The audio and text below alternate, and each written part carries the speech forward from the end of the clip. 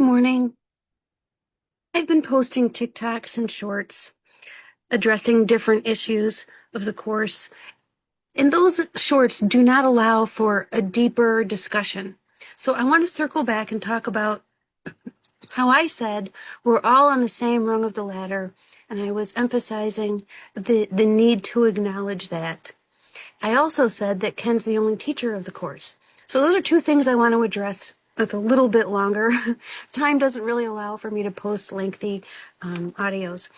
So I'm going to start with saying it is a reflection of truth to say that we're all on the same rung of the ladder.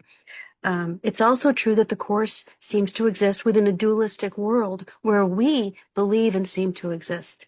So to us, differences do seem real.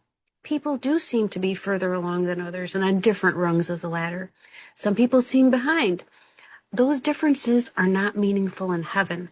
So the point of my TikTok was to say, if it's not meaningful in heaven, it's not meaningful to us. There's no hierarchy of illusions. But here there is a hierarchy, and we must talk like there's a hierarchy in our everyday life. A feather is not the same as a war or an infant to us. Some people seem cruel and some people seem kind.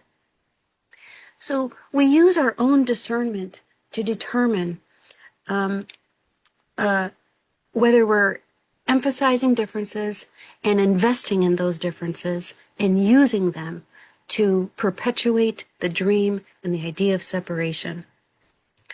If I'm worried about anything, if I'm worried about tomorrow, if I'm worried about what I did yesterday, if I'm worried about my own safety or the safety of others, if I'm questioning what to do next or what I have done, I've already made it real.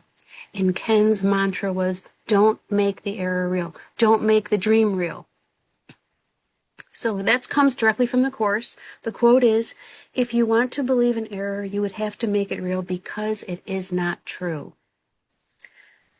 So if I'm fixated on the dream, on my own body or the body of others or circumstances and events, I made it real. And I need something, whether it's an idea or a sign or a symbol, to dislodge me from that position so I can get back to the task of asking for help and forgiving. We can't get to the top of the ladder holding on to judgments and a hierarchy of illusion.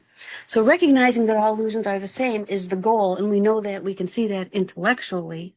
But we also have to acknowledge what we seem to perceive. Ken would say, don't kid yourself. And he talked about traps. So one trap is to recognize differences here and use them on behalf of our ego. We can recognize that some people seem further along than others and use that to judge and condemn and hold a grievance. It can be a trap to decide what kindness looks like or should be and use that to condemn people. Ken did seem to be further along than others because that was what the need was, a body to help us transition to seeing ourselves as minds. So I want to quote from the Manual for Teachers, How Many Teachers of God Are Needed to Save the World? And at paragraph 3, he says, why is the illusion of many necessary? Only because reality is not understandable to the deluded. Only very few can hear God's voice at all, and even they cannot communicate his messages directly through the Spirit which gave them. They need a medium through which communication becomes possible to those who do not realize that they are spirit. A body they can see, a voice they understand and listen to without the fear that truth would encounter in them. Do not forget that truth can come only where it is welcomed without fear. So do God's teachers need a body, for their unity could not be recognized directly. And that was Ken. We needed a body.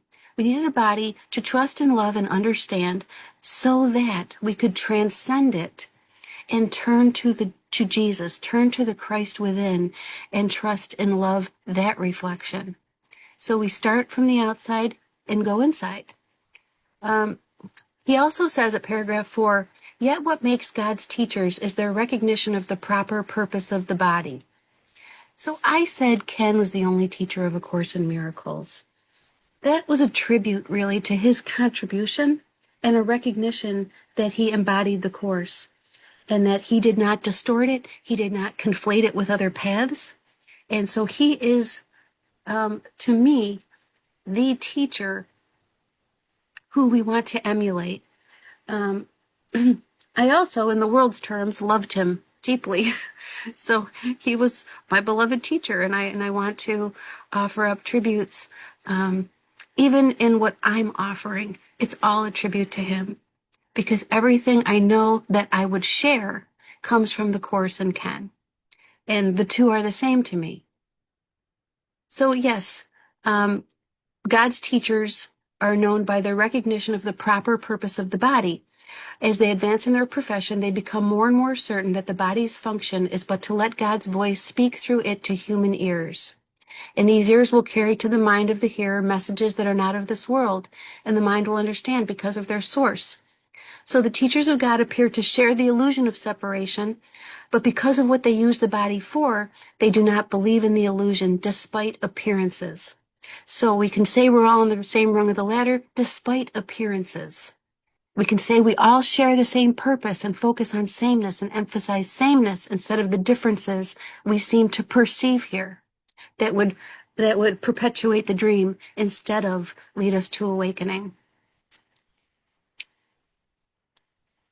I also wanted to say about that, the limitations the body imposes on us because of our identification with it,